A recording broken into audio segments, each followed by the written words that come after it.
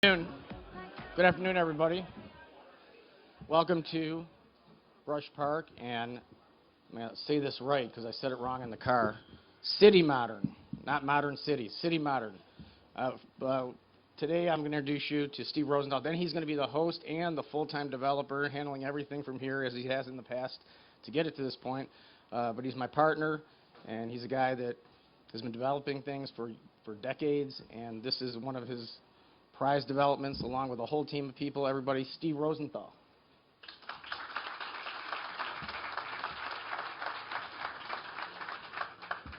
Thanks, Dan. That was great. That got me screwed up now on all my cue cards. I'm supposed to say that I'm Steve Rosenthal. Right. Thanks, Dan. We're here today to celebrate City Modern, 410-unit, new mixed-income development here in historic Brush Park. But before we get to that celebration, I just want to share a short video from Stephen McGee Films. Thanks. If you take 400 lives and think about all of their lives and how they're excited to be able to live and work and play in Detroit and create those havens for them, it's a story. I mean, it's a pretty strong story.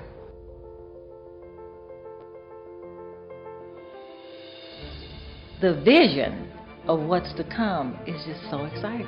It's just so exciting.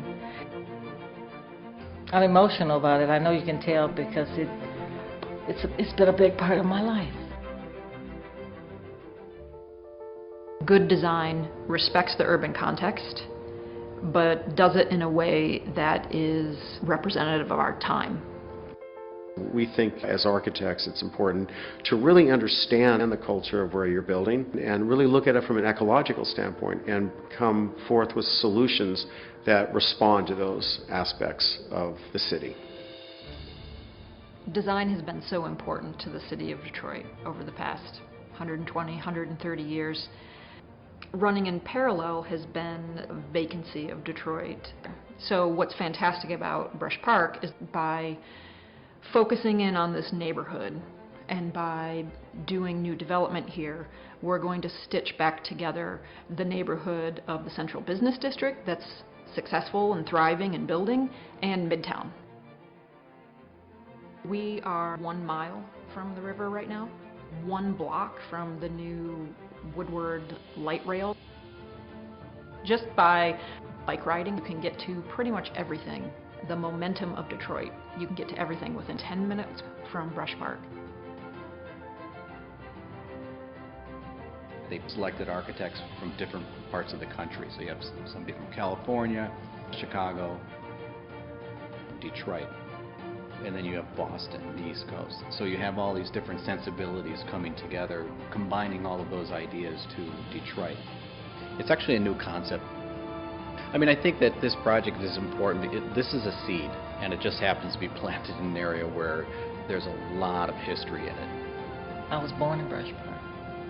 I was the daughter of a carpenter. And things should be in order, and they haven't been. And when this is complete and developed, it will be in order. It's a whole different narrative for the city of Detroit as we go forward, because we're affecting people's lives and giving them a place to call home.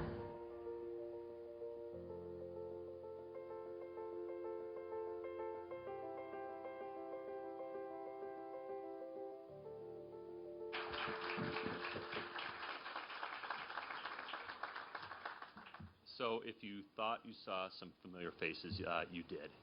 Along with our amazing architects from Detroit and around the country, is our own, Bedrock's own Melissa Dittmer, our Director of Architecture and Design, who is somewhere sitting here. Melissa, stand up.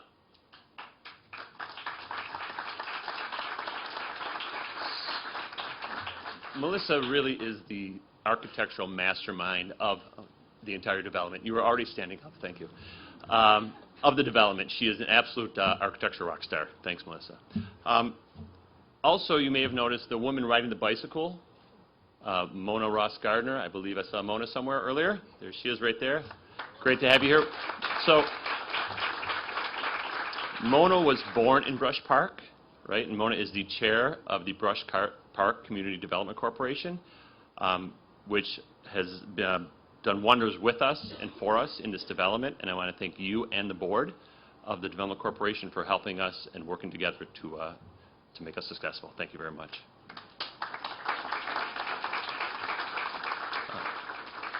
So now I'd like to introduce Dan Gilbert, the chairman of Quicken Loans and Rock Ventures and a co-founder of Bedrock. Dan Gilbert.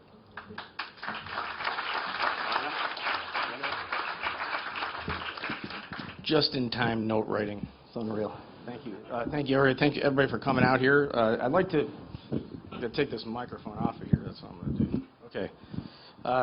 Thank everybody for coming out here. I'd like to just do a few thank yous first and then make a few remarks, and then it'll only be another hour and a half from there before we let everybody out. First of all, some of our partners are here today. Some are not. A couple of them are here, but you know, they're sitting in front here. Sam Thomas and Freeman Hendricks. You guys just wave hello. These guys are our partners in this project since the beginning. I don't think Marvin Beatty's here, Daryl Burks, and Pam Rogers. If you're here, are you there? Oh, it's Pam. There you are. Wave hello. Another partner. We're proud to be partnering with them to make this happen here. We talked about Steve Rosenthal. There's another a group that works with Steve and the development team at Bedrock that have just been working night and day on this project. And I've never seen a group so excited about a project. And there's a lot of people with a lot of excitement, you know, running around. These guys are, and I say guys, I mean men and women for the record, but they are just as passionate as you've ever seen about this project, and it's just it's great to see, and it lights everybody else up. And so we mentioned Steve and Melissa Dittmer, Deb Dansby, the entire Bedrock architectural team, and the entire Bedrock development teams. I know James Ketai, who's also here from Bedrock, is giving some input on this thing. From the city itself, Karen Gage, Maurice Cox, Jed Halbert. Are you guys around somewhere? They're here, Mayor? You guys doing other stuff. You guys are leveraging each other's time. No, yeah, they're already ahead of it. But you know, I cannot tell you how great it's been under Mayor Duggan and the cooperation. And they're not easy, as they shouldn't be. But there's a joint mission between private developers and the city, and they want the same outcomes. And it's just it's been a pleasure working with them. The city and the state, MISHDA, has all been involved in this. So this has been an effort, private-public sort of partnership in a way that is not only diverse, but it's also, you know, working with different levels of government to create something very, very special that you'll hear a little bit more about as we go through here. We're very proud of the design of this neighborhood, and that's what they focused. You know, this team worked so closely, and working closely also with the local Brush Park folks. I think it's Bedrock or Brush Park Development Corporation, and listening to people, listening to the community, and it's very important. It's important not only to do the right thing, it's probably important from a profitability standpoint to listen to the people who are here and around here and understand their neighborhood better than anybody else. And that's been a great thing to see as well. So I would just call this entire project one of cooperation and engagement. And we haven't even started yet, so we can't wait to get going. There's several architectural firms involved in this thing. Two of them are from Detroit, and you've probably heard of these guys because they're involved in a lot of stuff here. But Hamilton Anderson and CHA, you guys are here. I just talked to, where are you? Somewhere around here. We'll give you standing up somewhere. There you are. There he is. And we also involved, though, 3 architectural firms from out of state on this. So Boston, Chicago, and LA. In Boston is an architectural firm called Merge, Chicago, Studio Dwell, and LA, how do you say it, Steve? LA. Loha. Yeah, Loha. I wasn't sure if that was just like L-O-H-A or Loha. Sorry, it is L-O-H-A. That's what I meant, L-O-H-A. But you know, we did a best practice sort of visit to you know, the project, there's not exactly a similar project, but there's ones that have elements that are in different parts of the country. So these 3 firms have been great and made a great contribution. There's going to be 22,000 square foot of retail on top of the 410 residential units with 6 public spaces. And this thing, I think, is going to be a great addition to the city of Detroit and the residential side. And you know, we're talking about neighborhoods now. This is the first, or this is the largest single-family residential neighborhood to be built in Detroit since, you fill in the blank because I couldn't find out. And we literally asked a lot of people, but since a long time. Since a long time, and we know it's gonna be done. The financing, everything's in place. We're ready to go. Putting the shovel in the dirt today underneath here, sometime. Now, got to move the tent, Steve says first, which is always a good idea. This is coming off Bedrock's announcement of the 28 grand project, which had 218 units near Capitol Park, which is the micro-loft. So, you know, that's about 618 units that just us, and there's others, there's many others that are putting residential into play, which is a good thing because there's very, very few, if any, residential units available for thousands of people that want to move into the city right now, into downtown. So that's great news, and it's not even necessarily right downtown as we start expanding this growth into neighborhoods, new neighborhoods, and rejuvenating existing neighborhoods. So the connectivity here, if you think about this, we're now putting a neighborhood in that's going to connect. You can sort of see it on the slides as they go by there, but you know, you're connecting downtown through the entertainment district and the district itself up into Midtown. And when the light rail gets online sometime in the spring, it's going to really give another boost. And don't forget, you have fiber lines running all the way, this rocket fiber all the way up from Jefferson up through Midtown and then into the neighborhood. So, you know, you're going to be able to move people very quickly with the light rail and move information very, very quickly through the rocket fiber. So we're very excited about all of that.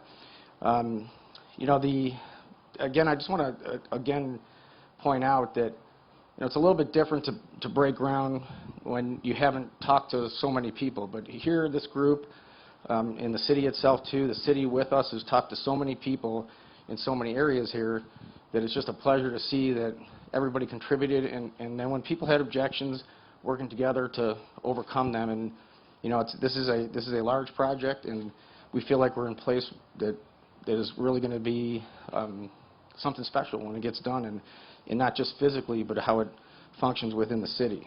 And so, you know, we've entered a new era in Detroit. I'm calling it the vertical era. So, at least from our standpoint, what I mean by that is that the horizontal era is sort of coming to an end as far as our engagement. In other words, fixing buildings and investing into buildings that had great bones, and some of them architectural gems, but you know, we're sort of out of those, you know, and when I say we, I don't mean just us, but the other people who've been involved in developing and investing into downtown, Midtown. Now it's about vertical, and we're going to build a lot of stuff in Detroit, and there's a huge demand. A lot of people say, hey, are you guys sort of done? Is this, you know, are you happy with things? And they've asked the mayor the same question. They ask other developers, and I really think we're just getting started. I don't think we've started yet. And when you look out your window in some of these cities, and I've been on the road recently and look out my window in Toronto and I see 19 cranes, not Keith or you know, Casey, I'm talking about cranes that come out, okay? 19 cranes, and then I was in Chicago. I saw a handful there.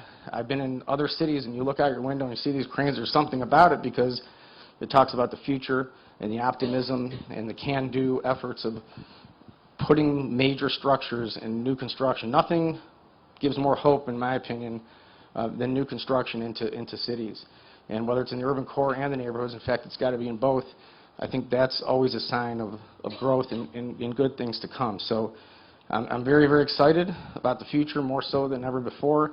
I know Steve is, I know the mayor is, and we're just getting rolling here. So thank you all for coming. I'm going to now, do I hand it to the mayor? You back to your host for the day, everybody, Steve Rosenthal.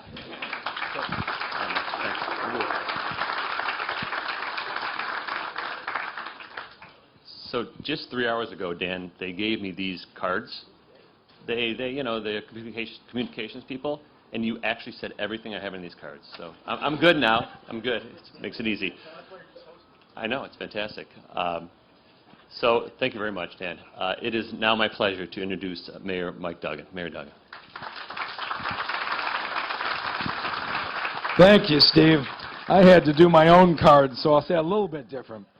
But it's another day and another major step forward for the city of Detroit. This time, one of the largest neighborhood developments in decades. And longtime Detroiters have watched in a very painful way as the housing stock in this Brush Park neighborhood has deteriorated. And many times we've seen people come in from around the country or around the world and take photos of the decline of Detroit. They come right into this neighborhood and show the beautiful houses that are coming apart. And today we are changing that direction. And it's taken longer and it's been harder than you would have expected. When the stadiums were opened about 15 years ago, you would have thought the area between the stadiums and the Detroit Medical Center would be the hottest residential area to fill in. But because of economic circumstances and political turmoil in Detroit, it just sat here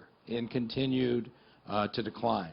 But today is a very proud day. And what I'm most proud of is the site where you are sitting today, they are going to break ground on a 54-unit senior affordable apartment complex for senior citizens making 60% of the average median income. This is very much affordable housing. And so something that we have not done nearly a good enough job of in the city is respecting the contributions of our senior citizens, people who have raised families here, worked here, stayed here, and now they might be in a house in a neighborhood that's too much for them. Where do I go next? We haven't done a good enough job of creating the right kind of choices. But with these 54 units and the rest that are going to be built here, now we can have our seniors move into the heart of a recovering downtown district and be in the center of all the action. It's the kind of respect they deserve. And I'm proud of the fact that the last ribbon cutting we did in this area was a few months ago on Charlotte Street, about a block or so from Little Caesars Arena, where we opened an apartment building for former homeless veterans, just a block or so from the new hockey arena. This area in downtown Detroit is going to be an area where there is room for everybody and includes everybody. It's going to start right here on this site. And so, Dan, thank you very much for making that possible. So you've heard the overall numbers. This building will be done within 18 months, 400 units in this area over the next 3 years or so. But you can only build inclusive development when you have good partners. And this was made possible, first and foremost, with our partnership with MISHDA. And I want to thank Kevin Elsenheimer, who has been a great partner in this effort. Thank you, Kevin. So the tax credits that MISHDA is providing are going to allow for the 300 units that are rental units for 20% to be affordable, to give us the kind of mix that we want. We've got a great partnership with the Detroit City Council, and Councilmember Mary Sheffield, I don't think has made it here yet, but she's the council member from this district who's been strongly supportive, and of course the entire Detroit City Council supported this, and the notion